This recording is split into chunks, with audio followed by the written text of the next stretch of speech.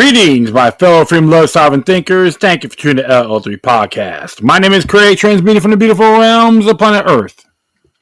Today's date is Tuesday, November 26, 2024. This is episode 1784. How politics is ruining Thanksgiving, plus divide and conquer. Before I proceed, you can find me on multiple social media sites and podcast channels. Just type in Loki Luck number 3, Loki Luck Roman number 3, 3 eyes, or the Loki Luck Roman number 3 podcast. Furthermore, if you have any questions, comments, recommendations, all that stuff, whatever you do, please use decorum. You can send to me via email to ll3.podcast.proton.me. If you want to donate, go to PayPal.me or cash.app/look number 3. If you want to follow me on Steemit, it's at LL3-Podcast. Oh, yeah. The Thanksgiving blues, right? Absolutely. Presidential elections, wars. They want the global war, all done by design like everything else. The Beakerzords are in heat. It doesn't matter what side of the paradigm you're on. The hype, the hoopla, complacencies, the political idolatry. It's all a little bit immaterial. However, you always got to see things deeper and bigger and have a liberty mind. I was watching this video clip from the Judicial Watch in reference to Lieutenant Byrd, the DC officer. It doesn't matter what do you think about what happened in J6. We all know a lot of it was done by design. They had hired guns, wants to stir the pot, get people wound up and trapped, like they done to many protests and riots, a la George Floyd, Michael Brown, Charlottesville. We could even go to time in Kent State, right? Oh yeah, a lot bigger than what it is. The same old playbook. And the information Mr. Fenton got was he actually blindly, negligently, just shot the gun. And there was law enforcement officers in the area. You call that a good thing? I don't. Based on this information he has, the man has a very bad track record. And of course, you're going to have someone out there trying to say she got what they deserve and all that. Watch it before you make comments. But I don't get angry about it. I just laugh. People love to false start, stir up trouble, troll, or want to get attention. I'm not here to condemn anyone, but there are times I just shake my head. Grow up. Well, that's how it is when you see things more broader. I know the lawsuit's the case supposed to be pending on 2026. So, there's other discrepancies he had before this particular ordeal. So, I was reading here. I just decided to wing it on this show, but I will leave in the footnotes on reclaimthenet.org. And it's right here. It says $226 million price tag on censorship efforts under Biden. A lot has been said about the outgoing U.S. administration's focus on censorship, combating misinformation. It negatively affected online speech, and now a number of federal spending documents examined by a nonprofit show the price of that effort, or at least part of it.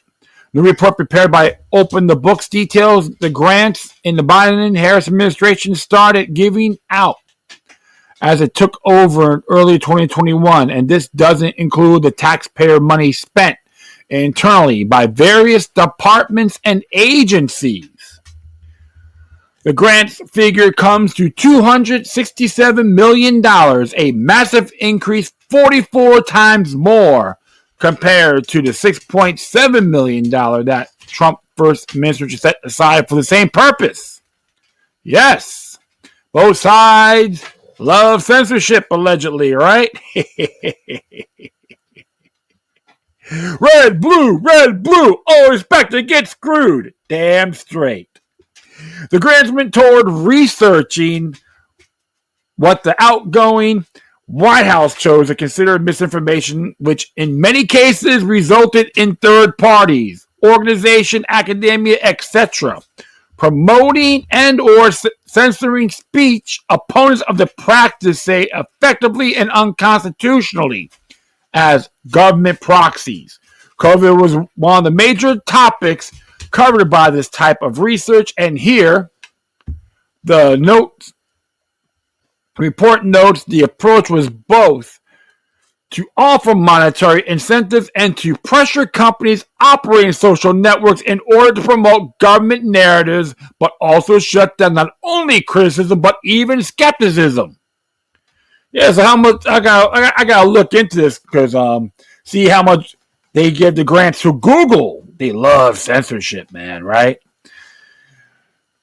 To make matters worse, many of these issues whose official explanation was treated as gospel, resulting in people getting deplatformed and demonetized if they questioned these interpretations shortly after, turned out to be anything but misinformation, such as the origin of the virus, the efficacy of mask wearing, social distancing, the safety of vaccines, etc. But $127 million of U.S. taxpayers' money in total was used to enforce those narratives through pro-vaccine advocacy, studies meant to stop misinformation on the internet, and the like. One of the studies that received a government grant worth $200,000 ended up being used to go after then former President Trump as one of the populist leaders around the world who were supposedly preventing people from coming together in solidarity. The report notes that this paper also promised experts at the expense of allowing people to voice their opinions freely regarding their own lives, in this case, affected by the pandemic measures. The same old song and dance, right? And I'm going to just take a curious look. Open the books. They do have a Substack. That's what it links to. It came out on the 22nd. But wow. So definitely check this out. And it's like unbelievable. Yep, they got it right there. $127 million. Yep, backgrounds on the pandemic and all that. Yeah, there's a link. So you'll take it right to the Substack page. What can we say, right? Free speech. Feelings are more important than free speech. First, you got people want to shut down the COVID, then you got state governors and so forth. If you criticize a particular foreign government at colleges and public universities, they want to shut you down too. Doesn't matter if Democrat or Republican, my friends, the faction fetish indulges. Whoever gets in, they want that power. Yeah. Danger the power of government. Give up freedom for security. Yes, master. I will do what you say, master. Unbelievable. Unbelievable for sure. And it was interesting because it's like the time when Jefferson or when John Adams did the whole Alien Sedition Act. It's from Free Speech Center. And it's based out of Middle Tennessee State University. And of course it talks about, him writing about the Constitution or the Bill of Rights. He wanted the Bill of Rights on here. And it says here that here therefore want a new Constitution to be accompanied by a written Bill of Rights to guarantee personal liberties such as freedom of religion, freedom of the press, freedom of standing armies, trial by jury, habeas corpus. Okay, of course, freedom of speech also. And Jefferson correspondence with James Madison helped to convince Madison to introduce the Bill of Rights into the first Congress after ratification of the requisite number of the states. The first 10 amendments to the Constitution, known as the Bill of Rights, went into effect in 1791, which is December 15th to be exact. Virginia was the last state to ratify it. So Bill of Rights Day, coming soon, means government keep out. And he did talk about Jefferson drafted a procedural bill to the First Amendment. And the rest says right here, the bill was not passed. It says excuse me here. In Jefferson Board of Education, 1947, Justice Hugo L. Black and some of his colleagues on the Supreme Court traced orders of the First Amendment to a bill establishing religious freedom. The Jefferson drafted and introduced in the Virginia General Assembly in 1779. The bill was not passed until 1786. The efforts through James Madison was adopted in the Virginia Statute of Religious Freedom. He's a defender of freedom of conscience too, so he did his good and he made his errors too. But he was a very interesting man, a philosophy of freedom. And even here, when Jefferson opposed punishing speech through Sedition Act, Jefferson demonstrated his strong support for the First Amendment during the presidency of John Adams, a member of the Federalist Party.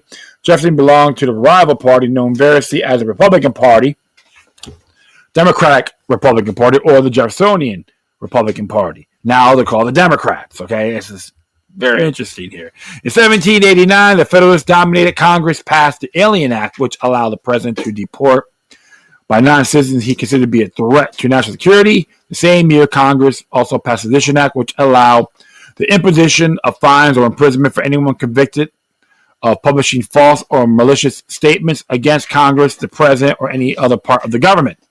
But actually, he used that's when he anonymously wrote the Virginia and Kentucky resolutions.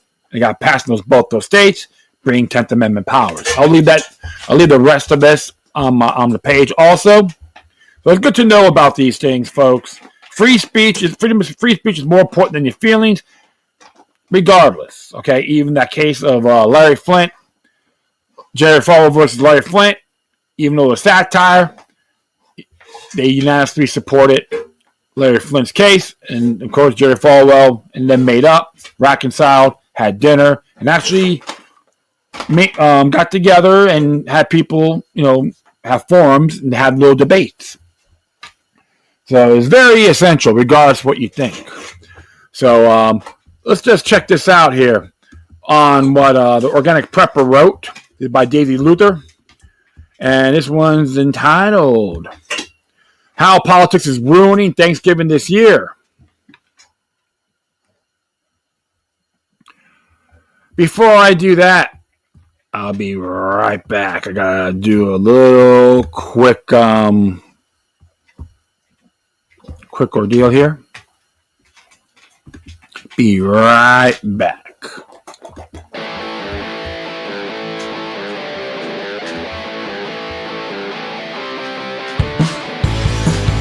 Okay, baby? All right.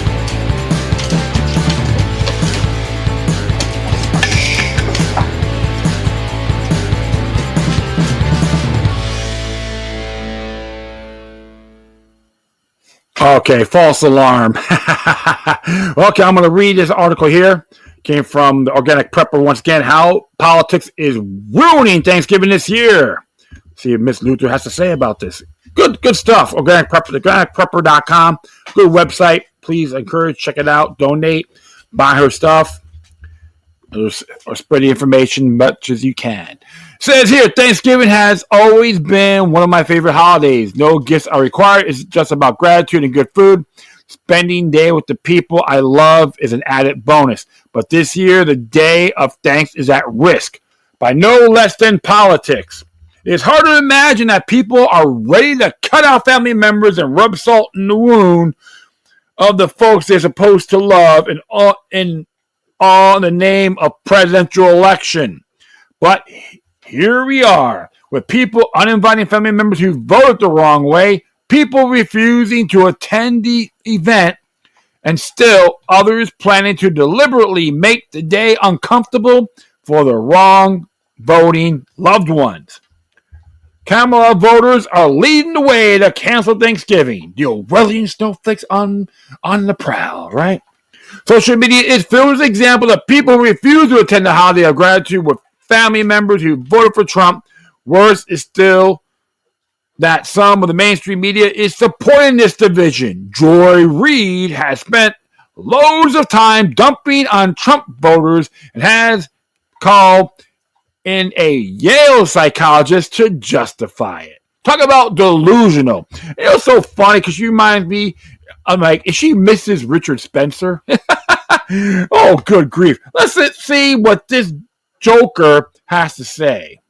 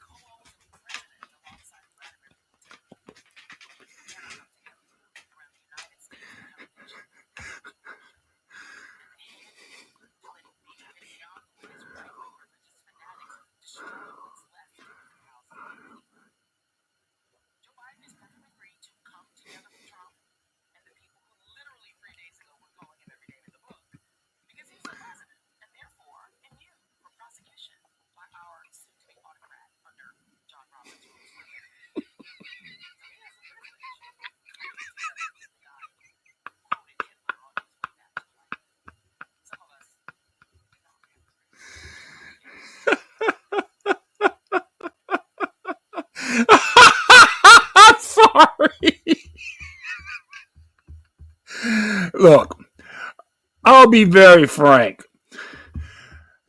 I never, when I watch this person, okay, Joy Reid, she reminds me of a Oompa Loompa beaker, okay? It is so comical.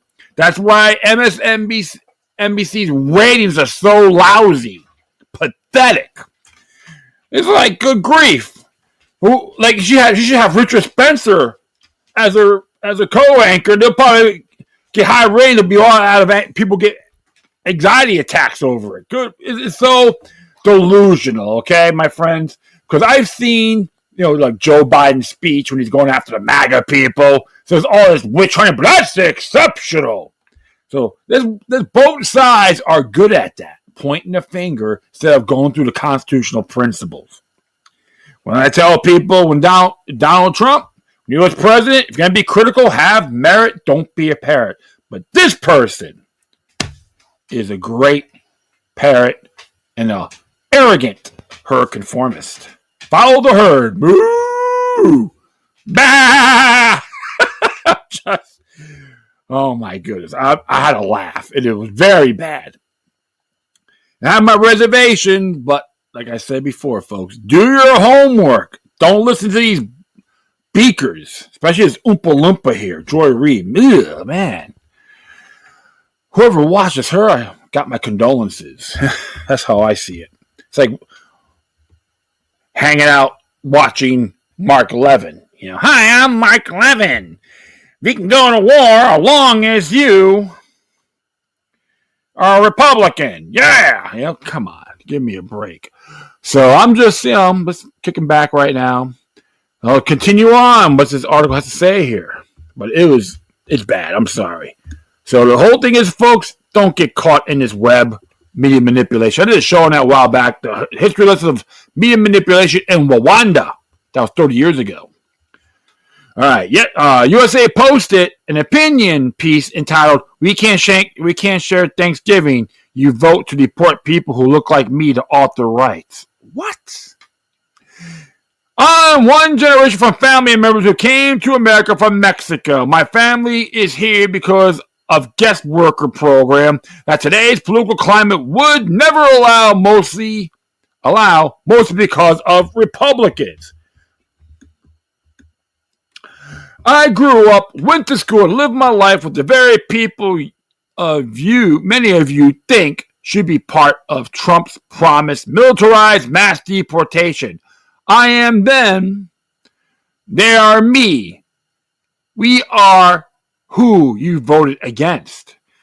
Why I would sit at the same table and pass the stuffing around with those voters on Thanksgiving. I'm not even judging or dismissing people who voted for that. But I am not breaking bread with that. No chance. Good grief. Okay, so how many little folks that look like you voted for Donald Trump? And many of them became naturalized citizens. So this person allegedly says, I love the Club of Rome. I want all three nations into one region, a North American Union, because I want to be like, I want that one world order. Please, grow up. This is more like juvenile writings here, right? Newsweek also published an article with a roundup of folks who are checking out this year's festivities of a family. One woman quoted said, "It is already the most sad holiday season I think I will ever experience, solely for the fact that I made a decision for myself and my fiance and our child to skip out family holidays with my family that voted for Trump." Boo-hoo, right? And it is not the fact that they are Republicans, it is the fact that they voted for Donald Trump knowing who he is and what he's capable of. She added, I am mourning the fact that my family is educated white people and they still voted for him and they still voted for him. Oh, so you're saying you vote for Biden treason? I'm sorry to hear about that. Both of them couldn't speak. Beaker could have a better discussion with the people out there than them two. All right, I'm just being honest here. She went on. This to me proves that Trump and MAGA cult are truly brainwashed, and It's sad not knowing if I'll ever get my family back. Yeah, and the people that hate the man with the passion are in that same category. Brainwashed cult members, right? Let that sink in. It works on both sides. It continues to discuss folks on Reddit who aren't just canceling Thanksgiving, but also relationships. Some people are planning to cut ties with their families forever over the election. Huffington Post published an essay entitled "My Husband and Family Vote for Trump, so I'm canceling Thanksgiving and Christmas," she wrote. Last night, I briefly glanced at my husband and found myself not wanting to look into the eyes I love. I am sorry about the holidays, but I cannot bite my tongue like I did with Hillary, I told him. I don't want to disrespect your parents or your brother and his family in their home or our homes. So it's the best way, no scenes. You can go see them. Seriously, I will not be in a room with 15 people who voted for Trump. There's another one here. I was surprised he didn't argue about the change in holiday plans. Normally, it would be a bone of contention because of how close he is to his family. Somewhere inside, he must understand what this election outcome means to me. I know he has an empathy for me, for which I am thankful. I will hold on to this like a life raft as I try to figure out how we move forward with our marriage. Pretty sad to say, right? Remember some people I knew who got married and their wives or husbands, okay, master, mistress, yes. But I will not give thanks and hold hands in a circle with people who vote for a party that wants to take the rights away from LGBTQ people. I will not pass the turkey to someone who supports people who have signaled that they will cause harm to people with disabilities and the elderly. I will not sit by a Christmas tree celebrating the birth of Jesus and sipping eggnog when I know how many people may now find themselves in grave, even deadly danger because they cannot get the reproductive care they need. It's like, I'll keep on going. I will not unwrap gifts given to me by people who vote for a party that has talked about building internment camps and mass deportation. It is really difficult to see how that couple will get past the sense of betrayal, much less the holidays. While this is happening, we've all been on the losing side of elections in the past, and the holidays proceeded as normal after most of them, but this year is different. As I even wrote before, I blame the propaganda and outright lies of the mainstream media for this rift. They legitimately brainwashed almost half the country into seeing this is an existential crisis. This has caused anxiety, fear, and outright terror, and most of it is based on falsehoods.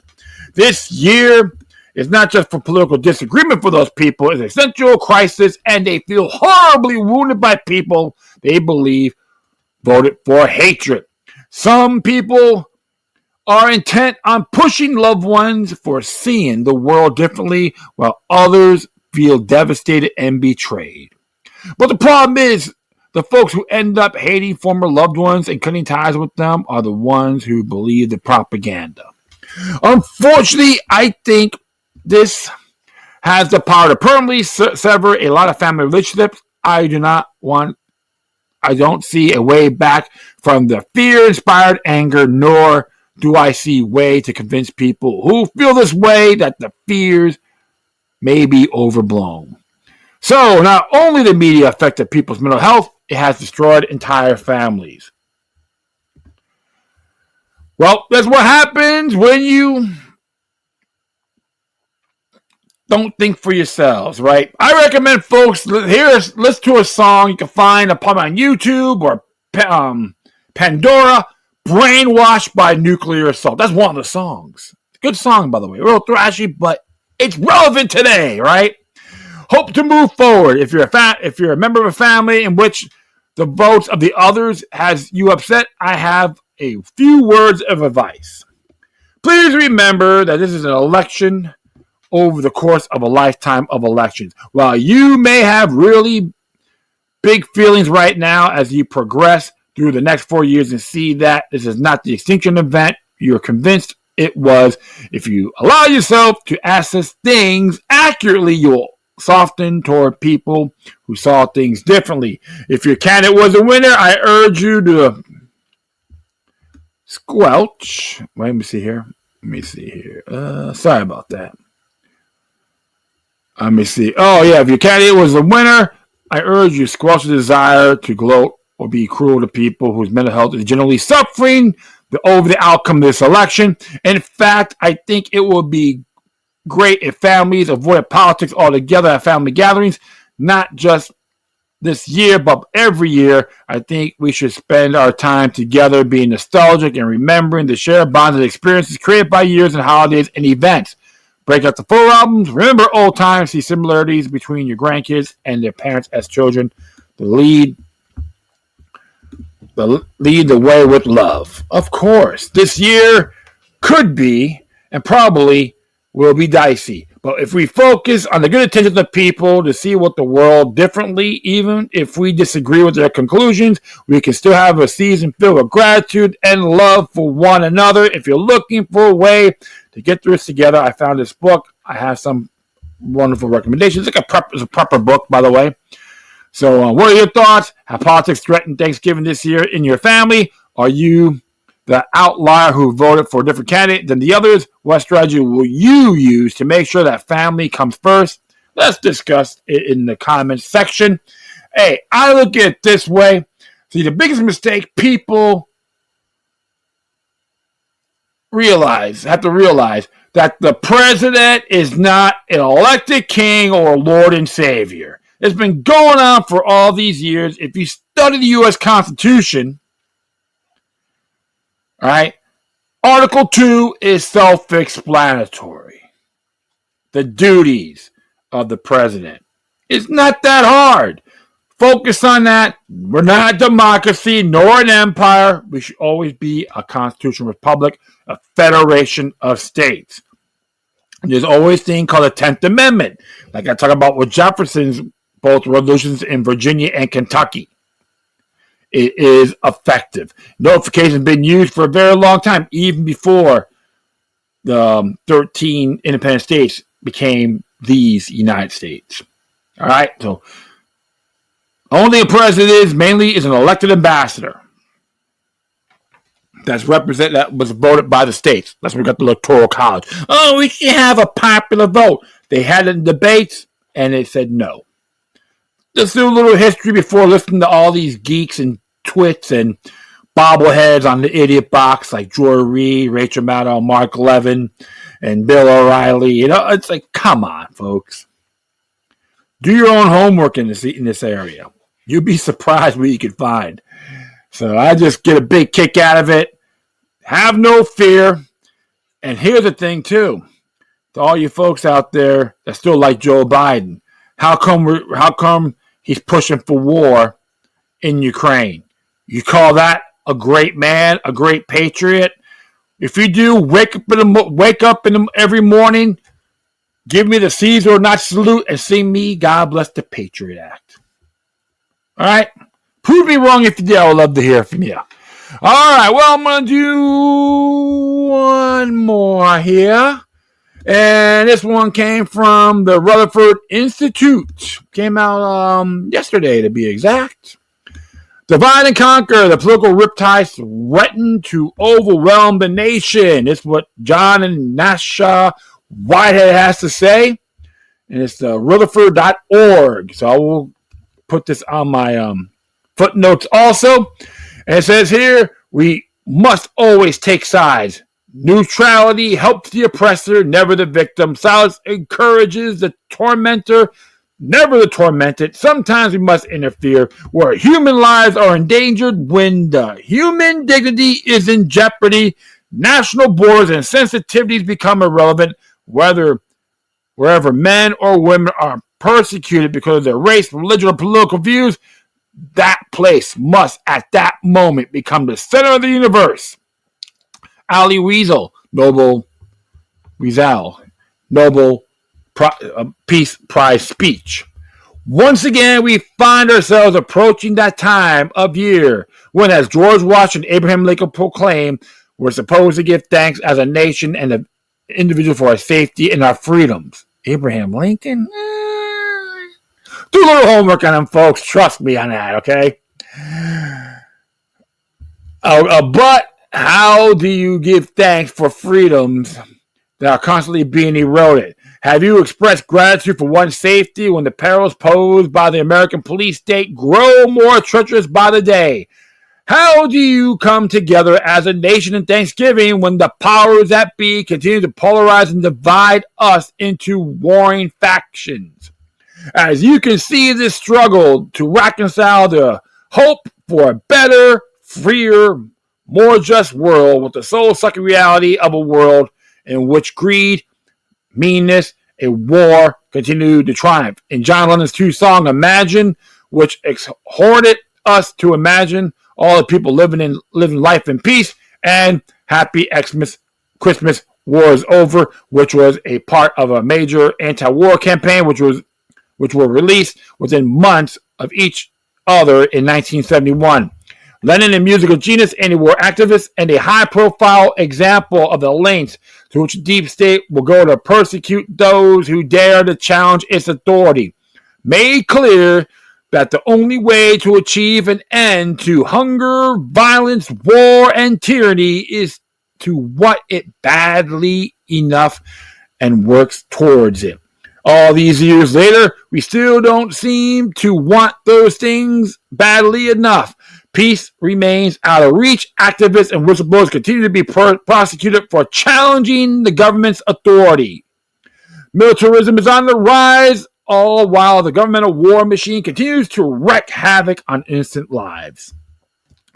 For those of us who join with Lenin to imagine a world of peace, it's getting harder to reconcile that dream with the reality of the American police state.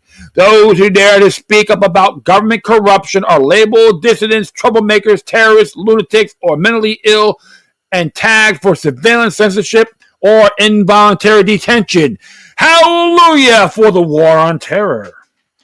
And then there are those who remain silent while the world falls apart. By doing nothing, the onlookers become as guilty as the perpetrator. It works the same whenever you talk about kids watching bullies torment a fellow student on the playground, passerby watching by someone dying on the sidewalk, or citizens remaining silent in the face of government atrocities. There's a term for this phenomenon where people stand by, watch, and do nothing, even when there is no risk to their safety while some horrific act takes place. It's called the bystander effect. Historically, the bystander syndrome, in which people remain silent and disengaged, mere onlookers in face of abject horrors and injustice, has resulted in whole populations being conditioned to tolerate outspoken cruelty toward their fellow human beings. The crucifixion and slaughter of innocents by the Romans, the torture of the Inquisition, the atrocities of the Nazis, the butchery of the fascists, the bloodshed by the communists, and the cold-blooded war machines run by the military-industrial complex. Well, at least he wasn't being biased, right? Psychological researcher John Darley and Bib Lantain mounted a series of experiments to discover why people respond to apathy or indifference instead of intervening. According to Darley and Lantain, there are two critical factors that contributed to this moral lassitude. First, there's a problem of pluralistic ignorance in which individuals in a group to look others to determine how to respond. Second, there's a problem of diffusion of responsibility, which is compounded by pluralistic ignorance. Basically, this means that no one acts to intervene or help because each person is waiting for someone else to do so. Pick your nose and go, "Hey, someone dial 911." Their findings underscore the fact that evil prevails when good people do nothing. We see it all the time when people are vocal about politics but silent in the face of suffering and injustice. Tyranny triumphs. For instance, psychologist Philip Zimbardo's Stanford prison experiment studied the impact of perceived power and authority on middle-class students who were assigned to act as prisoners and prison guards. The experiment revealed that the power does indeed corrupt. The appointed guards became increasingly abusive, and those who relegated to being prisoners acted increasingly submissive and depersonalized, taking the abuse and saying little in protest. This is how imperial presidents preside over police states. So, what can we do? Be the modern-day Good Samaritans and do your part to push back against the darkness. Recognize injustice. Don't turn away from suffering. Refuse to remain silent. Take a stand. Speak up and speak out. That means don't complain. Do something, right? If you think there's a possibility that someone needs help, act on it, advises Zimbardo. You may save a life. You are the modern version of the Good Samaritan, and that makes the world a better place for us, for all of us. This is what Zimbardo refers to as power of one. All it takes one person breaking away from the fold to change the dynamics of a situation. Here's what I suggest this holiday season. Do yourself a favor and turn off the talking heads. Shut down the screen devices. Tune out the politicians. Take a deep breath and then do something to pay your blessings forward. Find something to be thankful for about things and people in your community for which you might have least tolerance or appreciation. Instead of just rattling off the list of things you're thankful for that sound good, dig a little deeper and acknowledge the good in those you may have underappreciated or fear. When it comes to giving thanks for your good fortune, put your gratitude into action, pay your blessings forward with deeds that spread a little kindness, lighten someone's burden, and brighten some dark corner. Engage in acts of kindness, smile more, fight less, build bridges, refuse to let toxic politics define your relationships. Focus on the things that unite instead of that which divides. Do your part to push back against the meanness of our culture with conscious compassion, and humanity. Moods are contagious, the good and the bad. They can be passed from person to person, so can the actions associated with those moods is good and bad. Acts of benevolence, no matter how consequential, inconsequential that might seem, can spark a movement. As I make clear in my book, Battlefield America, The War of the American People is a fictional counterpart to Eric Blair Diaries. All it takes is one person to start a chain reaction. For instance, a few years ago in Florida, a family of 4 adults and 2 young boys were swept out of sea by a rip current in Panama City. There was no lifeguard on duty. The police standing by, waiting for a rescue boat, and a few people who tried to help ended up stranded as well. Those on shore grouped together and formed a human chain. When started with 5 volunteers, grew to 15 to 80, some of whom couldn't swim. One by one, they linked hands and stretched as far as they would go. The strongest of the volunteers swam out beyond the chain reaction and began passing the stranded victims of the rip current out down the chain. One by one, they rescued those in trouble, and they pulled each other in. There was a moral here for what needs to happen in this country if we can only band together and prevail against the riptides that threatened to overwhelm us. Absolutely. And I have to agree completely because we can all inspire people. One person can make impact. This is one beautiful example. Don't stand around and complain or pick your nose. I'm not saying be Superman and all that, but be the one to say, no way, I'm not going to comply. I'm here to help my neighbors, love my neighbors, regardless of differences. There's bigger fish to fry, folks. They want us being all pessimistic, worry about little material things, and piss and moan who's in there and who's in there or not. Come on. Does all these distractions. This is why whoever's in there We can never trust them, with all due respect. Think and act locally. In other words, be neighborly. So it's really worth it. And hey, here he is. He's in the live studio. Woo! Let me check this out. Who's this gentleman? Sam I am. Good to see you, my friend. Hopefully things are going well over there down under. Leave from Australia, if I'm correct. You got to do the same thing down there, man. Fight the power, devour tyranny, and let nature take its course. Well, that will be it. I'll thank everyone for listening. Plus, feel free to download and share this right your social media networks. If you have any questions, comments, recommendations, etc., whatever you do, please use decorum. You could send it to me via email to ll3-podcast@proton.me. I will leave all the footnotes on this episode so you can check it out yourselves. And if you want to donate, go to PayPal.me or cash.app/localluck3. I'm going to hit me on Steemit. It's at LL3-podcast. And I'm on other sites also. Facebook, YouTube, but yeah, Google. Very like disinformation. Oh, you're offensive, you know. But I'm BitChute, Rumble, Brighteon.social. And I sometimes have some problems putting stuff on there, but that's why I do more the audio stuff. But it's all well and good. Go there, share, like, all that good stuff. And wish everyone out there around the world a happy Thanksgiving. So don't get offended. If you do, who cares? Once again, thank you for your time. Plus, always remember that the demoniac resistance is healthy for the soul and can liberate humanity. Until next time, take care of yourselves. Keep on spreading the love. And may your guardian spirits be with you.